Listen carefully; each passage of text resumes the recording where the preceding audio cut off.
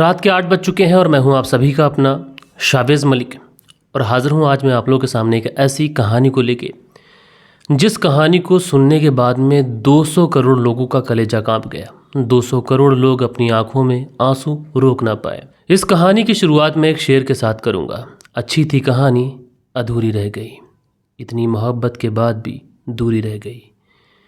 किसी ने सच ही कहा है कि ज़िंदगी में अगर किसी के साथ जियो तो हर पल ऐसे जियो कि जैसे आखिरी हो। कहीं बाद में ये ना कहना पड़ जाए कि मुलाकातें अधूरी रह गई हैं। बहुत सी ऐसी बातें ज़रूरी थीं जो अभी बाकी रह गई हैं। दोस्तों, आज के इस युग में आप लोग देखते हैं कि जहाँ पर कोर्ट में इस तरीके की भीड़ देखने को मिलती है कि जो कपल्स होते हैं वो एक दूसरे के साथ में रहना नहीं चाहते, एक दूसरे से तलाक के लिए अर्जियाँ दाखिल करते हैं। और मैं आप लोगों को क्राइम स्टोरीज़ सुनाता हूँ तो क्राइम स्टोरीज़ में आप लोग देखते होंगे लगातार हमने बहुत सारे अनगिनत एपिसोड सुनाए हैं और इन अनगिनत एपिसोड में जो पति पत्नी वाला रिश्ता होता है वो कलंकित हुआ है। कई बार जो मोहब्बत होती है उस मोहब्बत को गलत दिशा में लोग लेकर गए हैं और उस मोहब्बत को बदनाम किया है। पति और पत्नी वाला जो बेहतरीन रिश्ता होता है उसे बदनाम किया है। इन कहानियों को, इन किस्सों को सुनने के बाद में मन में से सिर्फ एक ही आवाज़ आती है कि आज के दौर में सच्ची मोहब्बत मिल पाना मुश्किल है। क्या आज के दौर में सच्ची मोहब्बतें नहीं हुआ करती हैं या बस ये फिर फिल्मी और कहानियों में ही अच्छा लगता है। लेकिन दोस्तों, अगर आप इसका जवाब ढूंढने के लिए जाओगे तो आपको जवाब मिलेगा नहीं, बल्कि आज के दौर में भी कुछ ऐसे लोग हैं जिन्होंने अपनी मोहब्बत से पूरी दुनिया को एक मिसाल दी है। और आज की कहानी जो मैं आप लोग को सुनाऊंगा ये कोई क्राइम स्टोरीज़ नहीं है, ये कोई कत्ल की कहानी नहीं है, कोई मर्डर मिस्ट्री नहीं है, कोई रॉबरी नहीं है, कोई सस्पेंस वाली कहानी नहीं है, बल्कि आज की कहानी एक लव स्टोरी है। और ये जो लव स्टोरी है, इस लव स्टोरी के बारे में आप लोग सोशल मीडिया के ऊपर इस समय दिन और रात रील्स देख रहे होंगे। आपकी आंखों में आंसू आ गए होंगे इन रील्स को देख देख कर। दरअसल ये जो स्क्रीन पे आप लोग को फ़ोटो दिखाई पड़ रहा है, ये फ़ोटो जब का है कि जब इस कपल में से एक बंदे को कैंसर नहीं हुआ था, और ये दूसरा फ़ोटो जब का है जब इस बंदे को कैंसर हो गया था। ये एक ऐसी मोहब्बत थी जिस मोहब्बत की दास्तान अगर इसके ऊपर कोई डॉक्यूमेंट्री या फिर कोई मूवी बने तो सदियों तक उसको याद रखा जाए। ये एक ऐसी कहानी थी कि अगर इसके ऊपर किताब लिखी जाए तो जैसे हम लोग आज के ज़माने में लैला मजनू, हीर और रांझा का डिस्कस करते हैं, उसी तरीके से इस कहानी के बारे में भी लोग आगे चलकर डिस्कस करेंगे। लेकिन ये कहानी कौन थी, कैसे शुरू हुई, किस तरीके से इस कहानी का एंड हुआ, ये पूरी कहानी सिलसिलेवार तरीके से मैं आप लोगों को सुनाऊंगा। बस आप लोगों से यही दरख्वास्त है कि जिस तरीके से आप लोग क्राइम स्टोरीज़ पर अपना प्यार देते हैं उसी तरीके से एक बार इस लव स्टोरी को भी ज़रूर सुनना। अगर आपके दिल में ज़रा भी मोहब्बत के लिए जगह है और आप लोग यकीन मानते हैं कि सच्ची मोहब्बत भी दुनिया में होती है तो ये स्टोरी आपके लिए है। इस स्टोरी की शुरुआत होती है नेपाल से। ये वक्त था साल 2014 का। साल 2014 में नेपाल के अंदर, अब चूँकि इस कपल के बारे में मैंने बहुत डिटेल छानने की कोशिश की तो ये कपल एग्जैक्ट इसकी जो लोकेशन थी वो कहाँ की थी ये मुझे नहीं मिल पाई। लेकिन मैं आप लोगों को सुनाता हूँ कि 2014 का ये वाक़या यहाँ से शुरू होता है और इसमें एक लड़का जिसका नाम होता है विवेक पेनगेनी। जो विवेक थे ये कॉलेज में अपनी पढ़ाई कर रहे थे उस दौरान, और इसी दौरान उस कॉलेज में एक लड़की एडमिशन लेती है, न्यू एडमिशन होता है। इस लड़की का नाम होता है सृजना सुवेदी। जो सृजना थी ये भी देखने में बेहद ही खूबसूरत थी। विवेक भी देखने में बहुत ही खूबसूरत, भोला भाला, और इसके अंदर इतनी ज़्यादा शालीनता थी कि जो कोई भी इसको देखे इसकी सादगी से मोहब्बत करने लगे। जैसा उसका नाम विवेक था इसी तरीके से वो हर बात में विवेक से ही काम लिया करता था। जो भी बात वो कहता था अपनी ज़ुबान से, मानो कि जैसे मिठास से किसी ने जो चीनी का किमाम होता है जिससे हम लोग जलेबियाँ बनाते हैं, एक मिसाल के तौर पे मैं आप लोगों को बता रहा हूँ कि इस तरीके की उसकी ज़बान से अल्फाज निकले करते थे जिसमें मिठास हुआ करती थी, और यही बातें सृजना सुवेदी को भा जाती हैं। विवेक जो थे वो सृजना सुवेदी के कॉलेज में सीनियर थे, और सृजना जब विवेक का इस तरीके का नेचर देखती है तो सृजना को विवेक बहुत ज़्यादा पसंद आ जाता है। सृजना मन ही मन में विवेक से मोहब्बत करने लगती है। मोहब्बत तो विवेक से करने लगती है, लेकिन सृजना के अंदर इतनी हिम्मत नहीं होती है कि वो विवेक से ये बोल पाए कि उससे मोहब्बत करती है, क्योंकि विवेक देखने में एक शांत पूर्वक लड़का था और इतना ज़्यादा पढ़ाई में हमेशा मगन रहता था कि इसको फालतू की चीज़ों से कुछ मतलब ही नहीं था। जैसे आमतौर पर कॉलेजेस में लोग एक दूसरे के साथ में, दोस्तों के साथ में गुलछर्रे उड़ाते हैं, ये सारी चीज़ों से विवेक बहुत ज़्यादा दूर रहा करता था। विवेक को सिर्फ एक ही मतलब था कि किसी तरीके से उसकी पढ़ाई हो जाए, अपने परिवार का नाम रोशन कर दे। इस तरीके से विवेक अपनी पढ़ाई में दिन और रात मेहनत कर रहा था। लेकिन विवेक को नहीं पता था कि एक लड़की जो बहुत ही भोली भाली है, उसी की तरह है, मन ही मन में विवेक से मोहब्बत करने लगी है। सृजना भी विवेक से मोहब्बत कर रही थी। धीरे धीरे वक्त गुजरता रहता है, लेकिन जो सृजना सुवेदी होती है आखिरकार विवेक से अपनी मोहब्बत का इजहार कहती है। वो विवेक से बोलती है कि विवेक, मुझे तुमसे कुछ कहना है। विवेक कहता है कि क्या बात है, कहो। तो उसके बाद में सृजना सुवेदी कहती है कि विवेक, अगर तुम्हें ऐतराज़ ना हो, क्या मैं तुमसे प्यार कर सकती हूँ।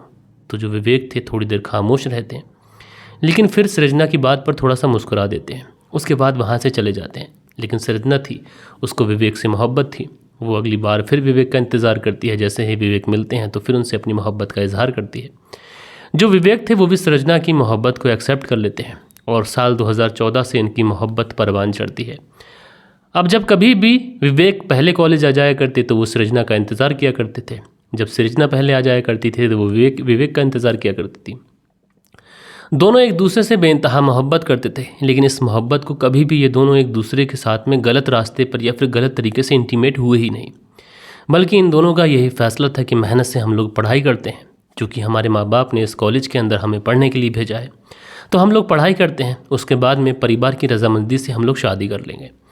आखिरकार समय गुजरता रहता है। उसके बाद में जब इनकी कॉलेज की पढ़ाई कंप्लीट हो जाती है तो विवेक और सृजना शादी करने का फैसला करते हैं। विवेक अपने घर पर शादी करने की बात कहते हैं, उधर सृजना जो थी वो अपने घर पर बात कहती है। और इत्तेफाक से दोनों ही परिवार वाले जो होते हैं उनके प्यार को रिस्पेक्ट देते हैं। दोनों ही परिवार वाले विवेक और सृजना की शादी करने के लिए तैयार हो जाते हैं। अब जो विवेक थे वो कहते हैं कि दरअसल मेरी यहाँ की पढ़ाई तो कंप्लीट हो चुकी है, लेकिन मैं चाहता हूँ कि मैं अपनी आगे की पढ़ाई भी कंटिन्यू रखूँ। उधर जो सृजना सुवेदी थी ये भी अपनी पढ़ाई को कंटिन्यू रखना चाहती थी।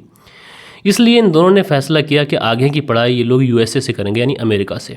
उसके बाद में ये लोग यूएसए के लिए अप्लाई करते हैं और वहाँ पर यूएसए में जॉर्जिया ऑफ यूनिवर्सिटी करके ऐसी कुछ यूनिवर्सिटी है, यूनिवर्सिटी ऑफ जॉर्जिया, तो वहाँ पर ये दोनों अपनी पीएचडी करने के लिए चले जाते हैं। साल 2014 में इनकी मोहब्बत शुरू हुई थी और साल 17-18 में ये लोग यूएसए चले जाते हैं और उसके बाद में ये लोग वहाँ पर अपनी अच्छे तरीके से ज़िंदगी गुजारना शुरू कर देते हैं। चूँकि दोनों शादी करके आए थे, इसलिए इनकी ज़िंदगी में किसी भी चीज़ की कोई परेशानी नहीं थी। यूएसए में पहुंचकर जो पैसे की थोड़ी बहुत किल्लत थी वो भी दूर हो चुकी थी। उसके बाद में साल 2020 ये वो वक्त था कि जब जो विवेक थे उनकी जो माँ होती हैं उनकी डेथ हो जाती है। जब विवेक को यह खबर मिलती है कि उनकी माँ की डेथ हो चुकी है, विवेक बहुत ज़्यादा टूट जाते हैं। उसके बाद में वो अपनी पत्नी सृजना सुवेदी के साथ में नेपाल आते हैं और जब वो नेपाल आते हैं तो इस दौरान कई बार उनके सर में बहुत तेज़ का दर्द उठा था। तो विवेक ये सोचते हैं कि शायद माँ की मौत की वजह से उन्हें सदमा लगा है, टेंशन की वजह से उनके सर में दर्द हो रहा है। लेकिन विवेक इन चीज़ों को सीरियसली नहीं लेते हैं। 2-4 दिन ही गुजरते हैं और उसके बाद में जो विवेक थे वो ठीक से चल भी नहीं पा रहे थे। उसके बाद में विवेक सोचते हैं कि क्यों ना मैं टेस्ट कराऊं कि क्या बात है, क्यों दर्द है मेरे सर में इतना। क्योंकि जो दर्द था ये आमतौर पर वैसा दर्द नहीं था जैसे नॉर्मली किसी के सर में दर्द होता है, बल्कि ये दर्द ऐसा दर्द था जिस दर्द को विवेक बर्दाश्त नहीं कर पा रहे थे।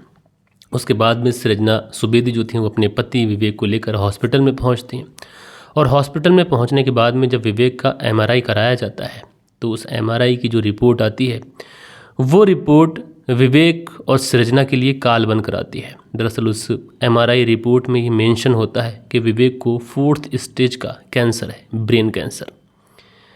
जब ये बातें विवेक को पता चलती हैं तो घर आने के बाद में विवेक और सृजना एक दूसरे से गले मिलकर बहुत ज़्यादा रोते हैं। उसके बाद में ये लोग फैसला करते हैं कि नेपाल में हम लोग क्या करेंगे, वापस से यूएसए चले जाते हैं और वहाँ पर शायद ट्रीटमेंट इन चीज़ों का है, इसलिए ये लोग यूएसए चले जाते हैं। यूएसए जाने के बाद में सारी रिपोर्ट्स दिखाई जाती हैं, वहाँ पर भी अलग से एमआरआई कराया जाता है। लेकिन जो चीज़ें कन्फर्म थी वो चीज़ें कन्फर्म थी और वहाँ पर भी जो विवेक थे उन्हें कैंसर ही कन्फर्म होता है। उसके बाद में अगला जो 1 महीना था वो विवेक के लिए बहुत ज़्यादा भारी था, क्योंकि इस 1 महीने के अंदर विवेक ने 2 बार अपने जो दिमाग था, जो सर था, उसकी सर्जरी कराई थी। यानी 2 बार उसे ब्रेन की सर्जरी से गुजरना पड़ा था। आप अंदाज़ा लगा सकते हैं कि विवेक को कितनी ज़्यादा तकलीफ़ हुई होगी। लेकिन जब विवेक पहली बार हॉस्पिटल गया था तो वो सृजना सुवेदी अपनी पत्नी से ये कहकर गया था, तुम चिंता मत करो, मैं ठीक हो जाऊंगा और हम लोग साथ में ही कामयाब होंगे, साथ में अपने घर वालों का नाम रोशन करेंगे। सृजना जब विवेक की ये बातें सुनती है तो वो उसे अपने गले से लगाकर हज़ारों कतार रोती है। उसके बाद में जब उसे पता चल चुका था कि उसके पति को कैंसर है तो उसने अपनी पढ़ाई भी छोड़ दी थी। जो जॉब पार्ट टाइम किया करती थी वो जॉब भी छोड़ दी थी। अब वो 24 घंटे या फिर यूँ कहें कि 48 घंटे वो अपने पति के साथ रहा करती थी, ताकि वो अपने पति को हौसला दे सके, अपने पति की छोटी मोटी जो ज़रूरतें हैं वो पूरी कर सके, उसको खुश रख सके। क्योंकि सृजना सुवेदी ने भी ये मान लिया था कि किसी भी नौबत तक मैं जाऊंगी, भले ही दुनिया की किसी भी ताकत से मुझे लड़ना पड़ जाए, लेकिन मैं अपने पति विवेक को ठीक करके रहूंगी। उसके बाद में 2 बार सर्जरी हो जाती है और इस सर्जरी के बाद में कीमोथेरेपी स्टार्ट होती है। जब दोस्तों कीमोथेरेपी स्टार्ट होती है तो जो विवेक के बाल होते हैं सर के, वो सारे के सारे बाल गिर जाते हैं। विवेक अपनी शक्ल को देखता है और ये सोचता है कि मैं पहले क्या था और अब क्या हो गया हूँ। ये बातें जब सृजना सुवेदी देखती है तो वो विवेक के सामने जाती है और अपने सर के जो बाल होते हैं वो बाल काट देती है, जिसकी वजह से विवेक को यह एहसास ना हो कि उसके बाल गिर चुके हैं। दिन और रात जो सृजना सुवेदी थी वो अपनी रील्स इंस्टाग्राम पर शेयर किया करती थी, किस तरीके से वो अपने पति का ख्याल रख रही है। पूरे 4 साल तक विवेक कैंसर की लड़ाई लड़ते रहते हैं और इन 4 सालों में जो सृजना सुवेदी थी हर पल हर एक मिनट विवेक के साथ में उसके साये की तरह उसके साथ थी, हमेशा उसे मोटिवेट किया करती थी। अभी 19 दिसंबर साल 2024 को ही विवेक ने आखिरी सांस ली और उस समय उससे 2-4 दिन पहले ही सृजना सुवेदी ने विवेक का बर्थडे बड़ी ही धूमधाम से मनाया था और उसने कहा था कि विवेक तुम ठीक हो जाओगे, चिंता मत करो। विवेक जो कि पहले एक बहुत ही हैंडसम लड़का हुआ करता था, किस तरीके से कैंसर ने उसकी पूरी ज़िंदगी को तबाह बर्बाद कर दिया। जब आखिरी पल थे विवेक के तो उस समय विवेक का जो शरीर था ये बहुत ज़्यादा सूज चुका था। वो इतनी ज़्यादा तकलीफ़ों से गुजरा था कि कोई उसकी तकलीफ़ों का अंदाज़ा ही नहीं लगा सकता। विवेक के लिए जो सृजना सुवेदी थी उसने पूरी दुनिया से ये रिक्वेस्ट की थी कि विवेक के लिए दुआ करो और पूरी दुनिया ने विवेक की और सृजना सुवेदी की रील्स देखी थी। हर कोई चाहता था कि विवेक सृजना सुवेदी की ज़िंदगी में फिर से लौट आए, लेकिन होने को कौन टाल सकता है। होता वही है जो कुदरत को मंजूर होता है और ये जो प्यार भरा जोड़ा था शायद ये दुनिया उसके लिए थी नहीं, इसलिए जो विवेक होते हैं वो इस दुनिया को हमेशा हमेशा के लिए छोड़ के चले जाते हैं। जो आखिरी वीडियो वायरल हुई उस आखिरी वीडियो में अगर आप सृजना सुवेदी को देखेंगे तो आपका कलेजा कांप जाएगा। एक बार आप जाकर इंस्टाग्राम पर सर्च करिए सृजना सुवेदी या फिर विवेक पेंगनी, तो आपको उनकी रील्स की भरमार मिल जाएगी, न्यूज़ पर आर्टिकल छपे मिलेंगे। आप लोग सोचेंगे कि कितनी ज़्यादा तकलीफ़ विवेक ने सही होगी। दोस्तों चाहे हिंदुस्तान हो, चाहे पाकिस्तान हो, चाहे नेपाल, बांग्लादेश, श्रीलंका, भूटान या फिर कुछ और भी देश, जिस किसी ने भी विवेक की स्टोरी को सुना, कैंसर से फाइट करने की उस सक्सेस स्टोरी को तो नहीं कह सकते, जिस तरीके से हर वो कोशिश जो एक व्यक्ति कर सकता था वो विवेक ने की थी और उसके बाद भी वो सरवाइव ना कर पाए। दोस्तों दुनिया आज के ज़माने में बहुत ज़्यादा तरक्की कर चुकी है। दुनिया ने परमाणु बना लिए हैं, दुनिया ने बड़े बड़े फाइटर जेट बना लिए हैं, लेकिन दुनिया ने अभी तक कैंसर की कोई दवा नहीं बनाई। किस तरीके से कैंसर आता है और एक हंसते खेलते परिवार को उजाड़ कर चला जाता है। मैंने ऐसे बहुत से केसेस देखे हैं जिनको सुनने के बाद में रूह कांप जाती है, आंखों में आंसू आ जाते हैं, कलेजा कांप जाता है, जहाँ पर जाकर इंसान बेबस हो जाता है, उसके हाथ में कुछ रहता ही नहीं, वो बस इंतज़ार करता है आने वाली मौत का। और ये जो आने वाली मौत होती है कैंसर की, ये इतनी ज़्यादा भयावह, इतनी ज़्यादा तकलीफ़ दे होती है कि इसका अंदाज़ा कोई लगा ही नहीं सकता। बहरहाल दोस्तों विवेक और सृजना की ये कहानी सुनकर मेरी आंखों में आंसू आ गए थे, तो मैंने सोचा कि आप लोगों के साथ में शेयर करना चाहिए। तो आप लोग ऐसी लड़की जिसने अपने पति के लिए अपनी पूरी ज़िंदगी त्याग दी, आप लोग आज के ज़माने में इस सृजना सुवेदी को कितने ज़्यादा हार्ट, कितने ज़्यादा लाइक देना चाहते हैं, आप लोग कमेंट्स में बताइएगा। और आज के इस दौर में जहाँ हर कोई एक दूसरे के खून का प्यासा है, वहाँ पर सृजना सुवेदी ने विवेक का साथ नहीं छोड़ा। सो दोस्तों ये थी विवेक और सृजना सुवेदी की कहानी। और जो विवेक थे उन्होंने अपनी आखिरी सांस अमेरिका के एक आलीशान हॉस्पिटल में ली। लोग कहते हैं ना कि अमेरिका में इलाज है, यूएसए में इलाज है, इंग्लैंड में इलाज है, जर्मनी में इलाज है।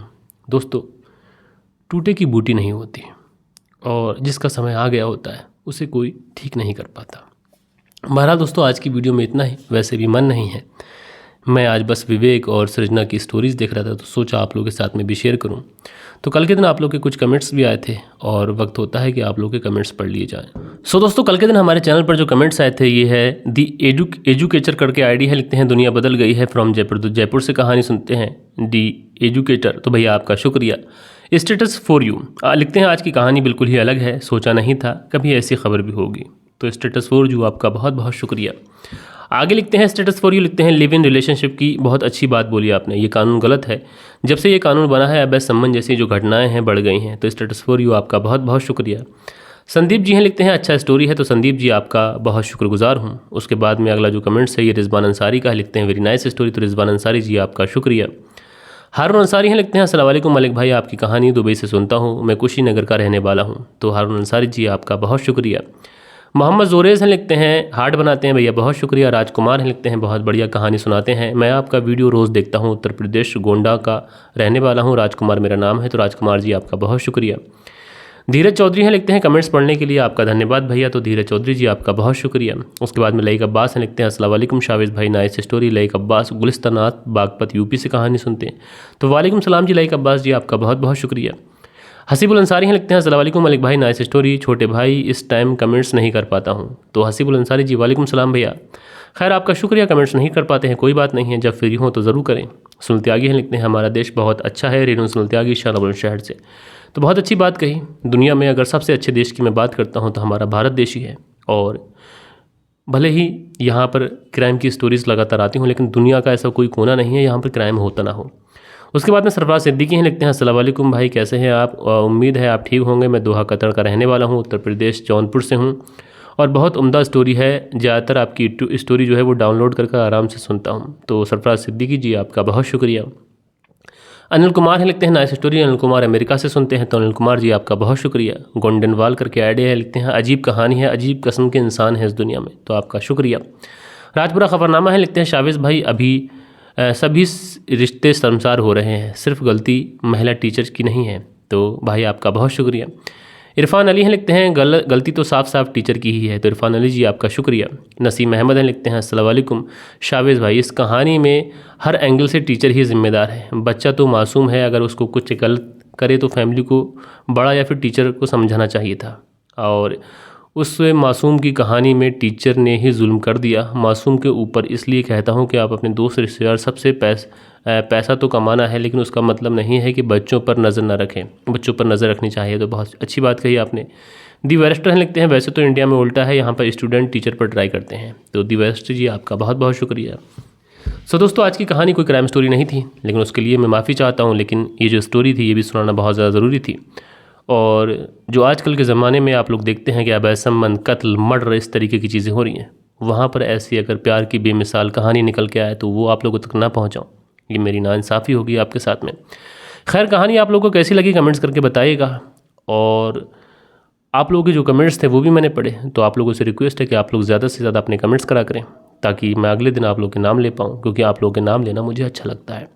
तो दोस्तों मिलते हैं कल के दिन किसी और क्राइम स्टोरी के साथ में। जब तक के लिए अपना ख्याल रखिएगा, देश का ख्याल रखिएगा, परिवार के रिश्तों की अहमियत को समझिएगा। जय हिंद, जय भारत।